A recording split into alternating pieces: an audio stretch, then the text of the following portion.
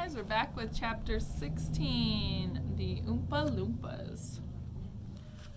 Oompa Loompas, everyone said at once. Oompa Loompas! Oh, some trash just blew in my tent. I guess I'll pick that up. Imported direct from Loompa Land, said Mr. Wonka proudly. There's no such place, said Mrs. Salt. Excuse me, dear lady, but Mr. Wonka, cried Mrs. Salt, I am a teacher of geography. Then you will know all about it, said Mr. Wonka, and oh, what a terrible country it is. Nothing but thick jungles infested by the most dangerous beasts in the entire world.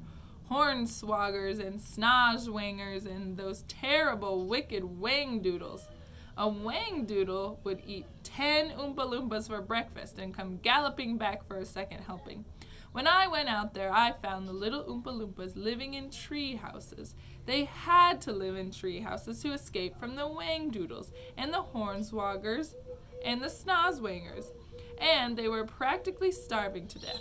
They were living on green caterpillars, and the caterpillars tasted revolting, and the Oompa Loompas spent every moment of their days climbing through the treetops looking for other things to mash up with the caterpillars to make them taste better.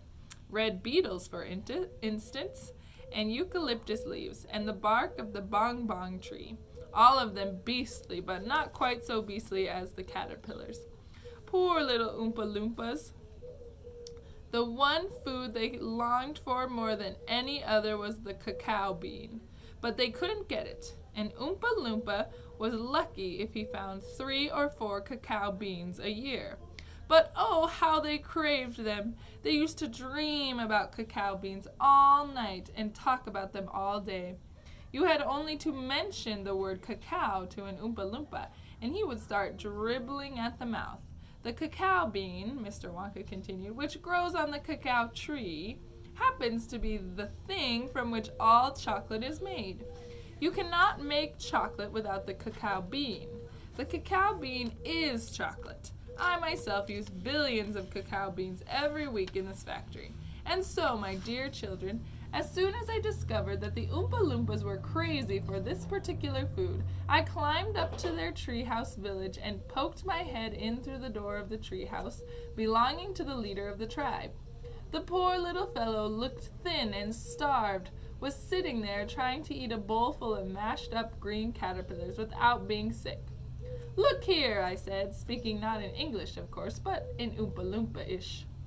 Look here, if you and your people will come back to my country and live in my factory, you can have all the cacao beans you want.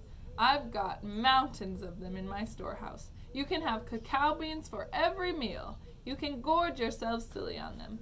I'll even pay for your wages in cacao beans if you wish. You really mean it? Asked the Oompa Loompa leader, leaping up from his chair. Of course I mean it, I said. And you can have chocolate as well. Chocolate tastes even better than cacao beans because it's got milk and sugar added.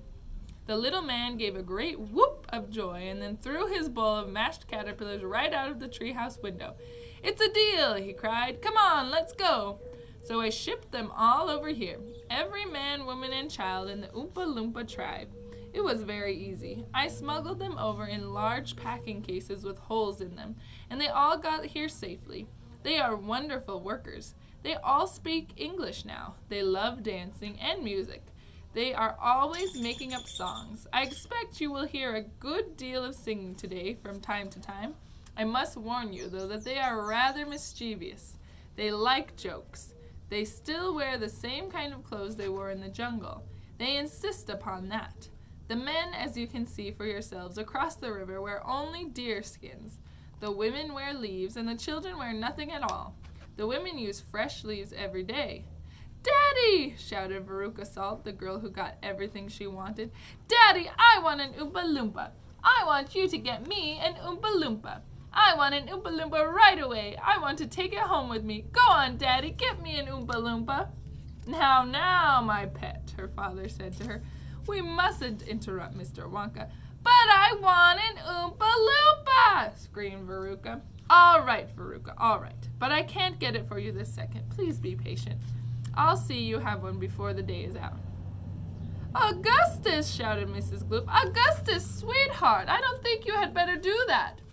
Augustus Gloop, as you might have guessed, had quietly sneaked down to the edge of the river, and he was now kneeling on the river bank, scooping hot, melted chocolate into his mouth as fast as he could.